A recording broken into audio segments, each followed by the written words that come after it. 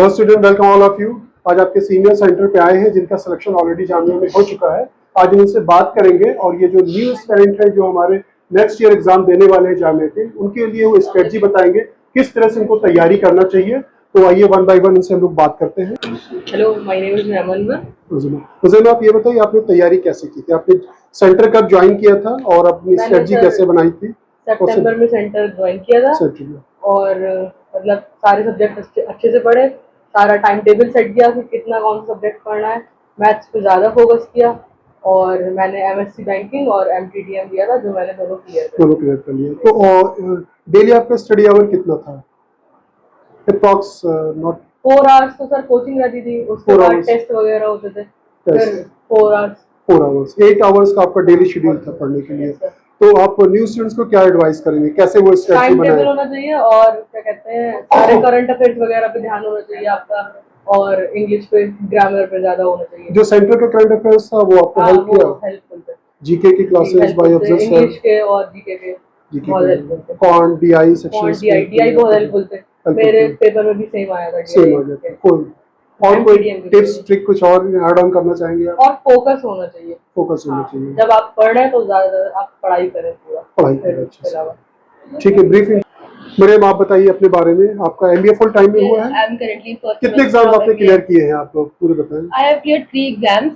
जामिया के मैंने MBA full time करा है, एमए एचआरएम करा है और MBA health care hospital management करा है, एंड अलीगढ़ में एमबीए करा है एंड एमबीए आईआरएम एचआरएम करा है। ये सारे एग्जाम आपके क्लियर हो गए? क्लियर हो गए। कांग्रेचुलेशन सेंटर की तरफ से सभी लोगों को। और स्ट्रेटजी बताइए आपकी किस तरह से स्ट्रेटजी बनाई थी? मैंने तो कोचिंग ज्वाइन करी थी यहाँ पे जनवरी के मिड में, एंड मेरी स्ट्रेटजी ये थी कि जो मेरा ना वीक था, जैसे मेरा ना मैथ्स और जीके थोड़ा वीक था, बाकी इंग्लिश रीजनिंग स्ट्रॉन्ग थी थोड़ी, तो मैंने ज्यादा टाइम उन पे ही लगाया है। और मेरा है कि जो आप इंट्रेंस की तैयारी कर रहे हैं आप एटलीस्ट उसकी पीवाईक्यूज देख लें, क्योंकि हर साल होता है कि किस पार्ट से ज्यादा क्वेश्चन आ रहे हैं, लाइक मैथ्स से, जीके से, इंग्लिश से, तो जिससे ज्यादा आ रहे हैं वो पढ़िए और आपका जो स्ट्रॉन्ग नहीं है ना उस पर फोकस करिए। तो मेरा मैथ्स नहीं था, then I was focusing more on maths and GK. नहीं, मैथ्स का जो हम लोगों ने एडवांस लेवल का असाइनमेंट दिया था उसमें पीवाईक्यूज पूरे ऐड थे। वो हेल्पफुल था। सर के जो असाइनमेंट थे वो आई थिंक एंट्रेंस के लिए अगर आप अच्छे से करें तो मोर देन एनफ थे, क्योंकि वो 2 लेवल पे थे, बेसिक एंड एडवांस। अगर आपने वो ही अच्छे से कर लिए, फोकस हो गए, तो आई डोंट थिंक फिर आपको बुक से रेफर करना पड़ेगा, वो अच्छे से हो जाएगा। Just brief what about sectional test and mocks कैसे लगे आपको इस बार? यहाँ हमने अराउंड 26 मॉक दिए थे, एंड कुछ क्वेश्चन काफी क्वेश्चन मॉक से रिपीट भी थे। तो यहाँ के मॉक्स तो बहुत ही हेल्पफुल है। Mocks and sectional test plus sir जो मटेरियल देते हैं वो सब बहुत मेरे हेल्प था, उनकी वजह से ही मेरा बहुत हेल्प हुआ है एंट्रेंस क्लियर करने में। आप अपने जूनियर्स को क्या कहना चाहेंगे? कुछ एक वर्ड में क्या, जैसे कि गुरु मंत्र जिसे बोलते हैं उस तरह से क्या है? आई थिंक अगर कोई एग्जाम क्लियर करना है तो I think PYQs are the most important. At least 10 साल की पीवाईक्यूज ही, अगर आपने कुछ नहीं पढ़ा तो अगर आप किसी पेपर के 10 साल का पीवाईक्यूज ही करके जाएं तो I think there is a chance कि आपको सिलेक्शन हो सकता है, अगर आप अच्छे से पीवाईक्यूज कर लेते हैं। Okay, thank you so much. मैंने मैंने 4 एग्जाम दिए थे, MSc banking, MBA full time, MBA health care और एमएचआरएम। मेरा चारों में रिटर्न क्लियर हो चुका है, ऑलमोस्ट हो भी गया एडमिशन। आपको थोड़ा सा एमएससी बैंकिंग में भी हो गया, अभी मैंने एमबीए हेल्थ केयर में लिया है एडमिशन ले लिया। कांग्रेचुलेशन। और बताइए टिप्स आपने कैसे स्ट्रेटजी बनाई? ज्वाइन कब किया था सेंटर? जनवरी में ज्वाइन किया था। क्या स्टडी आवर था आप? मेरा यहाँ पे 4-5 घंटा था, उसके अलावा घर पे 3 से 4 घंटा पढ़ना, उसके अलावा रिवाइज करना जो कोचिंग में हो रहा था। जीएस वगैरह काफी अच्छी थी, इंग्लिश के नोट्स, मतलब क्वेश्चंस इंग्लिश और जीएस में बहुत ज्यादा रिपीट हुए। बाकी जो पीवाईक्यूज थे, जो यहाँ के मैथ्स थे, मॉक थे और जो असाइनमेंट थे उसके ज्यादातर क्वेश्चंस कुछ एज इट इज भी सेम आए, तो वही सब। या कुछ और टिप्स थोड़ी सी जो आप देना चाहेंगे अपने जूनियर्स को कि क्या स्ट्रेटजी बना करके चले कि जो सर्वेल एग्जाम जितने भी फॉर्म फिल करते हैं सब में उनका सिलेक्शन हो जाए? इंग्लिश में रूल्स पे ज्यादा ध्यान दें और उसको प्रैक्टिस करें। बाकी जो पीवाईक्यूज हैं वो देखें और जो पढ़े उसको बार बार रिवाइज करें, जीएस और इंग्लिश में। जीएस और English. Okay, thank you so much, congratulation. आप जी एंड सर आपने कैसे स्ट्रेटजी बनाई थी? आपने एडमिशन किस में लिया अभी आपने? अभी तो मेरा एमटीटीएम में है। एमटीटीएम में 5 एग्जाम क्लियर किए हैं, MBA full time, MBA pharma, MSW, MTTM और एमए सोशल एक्स। तो होपफुली इंशाल्लाह वेटिंग आपकी क्लियर हो जाएगी। अभी तो खैर वेटिंग रहती है, लेकिन स्ट्रेटजी बताइए, आपने किस हिसाब से, कितनी मतलब आपने मेहनत की थी, क्या स्ट्रेटजी थी आपकी कुछ? ऐसे कुछ स्पेसिफिक आवर्स नहीं थे, लेकिन एक टास्क था कि ये टॉपिक कंप्लीट करना है एक दिन, तो वो होता था, उसको कंप्लीट कर फिर आगे की तरफ बढ़ना था। जी जी। ज़्यादा फोकस जो था वो मैथ्स और जीके के ऊपर था, हम्म। रीजनिंग थोड़ी नॉर्मल होती है तो वो हो जाती है। और इंग्लिश में सर पढ़ाते हैं अफजल सर, काफ़ी अच्छा गाइडेंस करते हैं और काफ़ी अच्छे आसान तरीके से समझाते हैं, तो उसमें कोई दिक्कत होती आपका कोई सेक्शन वीक भी था या कि किसी है। मैथ्स थोड़ा सा, मैथ्स वीक थी, तो कैसे आपने स्ट्रेटजी बनाई मैथ के लिए? मैथ्स में सर आपका भी अच्छा गाइडेंस मिला और फिर मैंने मैथ्स पे फोकस किया डेली। मैथ्स को मतलब और बाकी सब्जेक्ट को अल्टरनेटिव डेज में करता था, लेकिन मैथ्स को डेली किया और उससे ठीक है।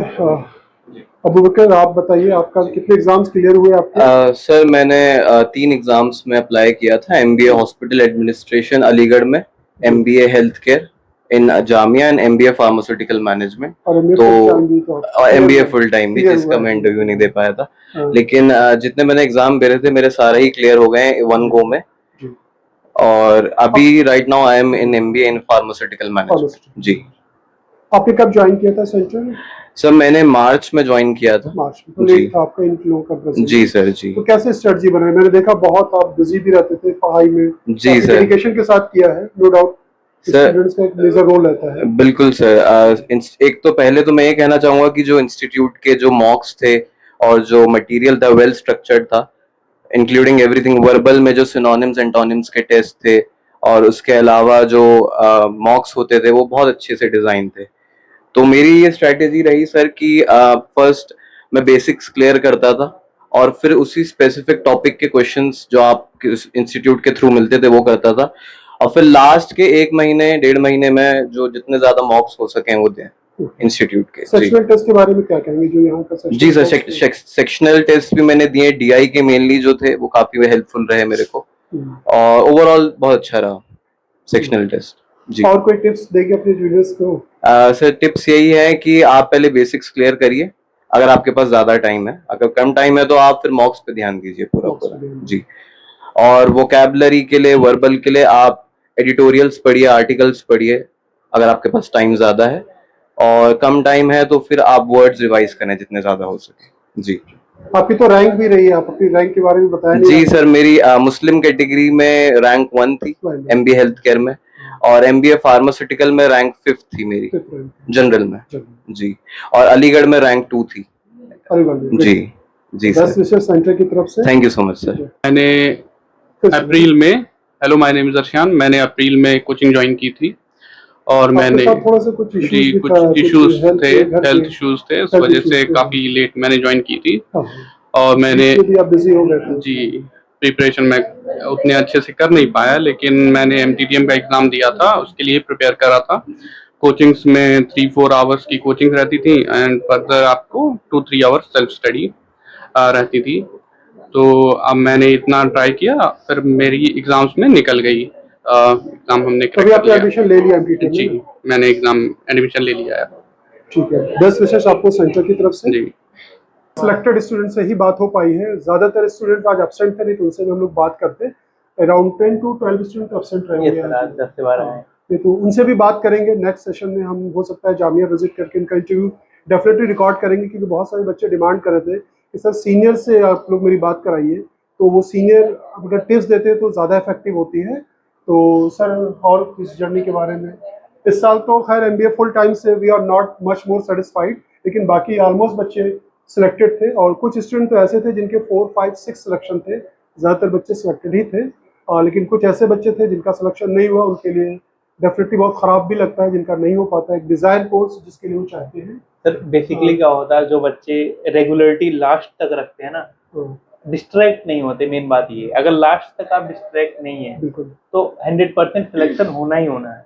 अगर आपने सही से किया, आप डिस्ट्रैक्टेड नहीं है, तो आपको कोई नहीं रोक सकता। बिल्कुल, डेफिनेटली बात। लेकिन फिर वही होता है, बच्चे 2-3 महीने तो जब घर से नए नए आते हैं तो पढ़ लेते हैं अच्छा खासा, फिर उसके बाद वो धीरे धीरे दिल्ली, अगर गांव जैसे कहीं बाहर आउट ऑफ दिल्ली से, तो इन्वायरमेंट के साथ साथ वो धीरे धीरे भटकने लग जाते हैं, और फिर वही उन्हें कॉस्ट कर जाता है बाद में कि वो अच्छे से परफॉर्म नहीं कर पाते। यही सब दिक्कतें होती हैं। अगर कोई भी कंटिन्यूटी बना के रखता है, जैसे कुछ बच्चे, मैं मरियम का नाम स्पेशली मेंशन करूंगा कि मरियम ने आई थिंक जैन से स्टार्ट किया था ज्वाइन करना, उसके बाद उसने एक भी छुट्टी नहीं की।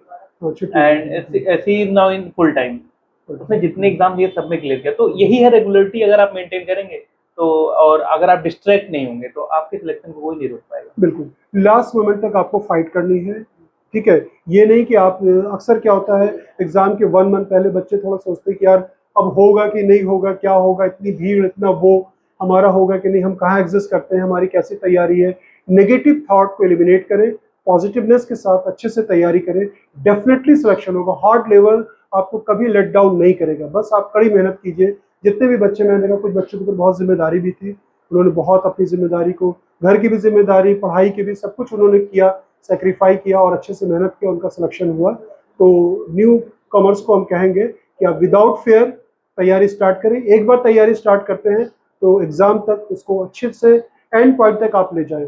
और कुछ बच्चों का इंट्रेंस में भी देखा मार्क्स कम था, लेकिन जीडीपीआई परफॉर्मेंस से उन्होंने फर्स्ट सेकंड लिस्ट में सिलेक्शन ले लिया था, ठीक है। तो ऐसा नहीं है कि अगर आपके मार्क्स, अगर हमारी इंट्रेंस में कम आ गए हैं तो आपका सिलेक्शन नहीं होगा, आपका जीडीपीआई परफॉर्मेंस भी बेटर होना चाहिए। सभी पे आपको काम करना चाहिए। Yes. एनीथिंग एल्स, कुछ और ऐड करना चाहेंगे? नहीं तो वही कि कंटिन्यूटी रहना। कंटिन्यूटी मस्ट है, रेगुलरिटी मस्ट है। Okay, thank you so much सभी का। ओके।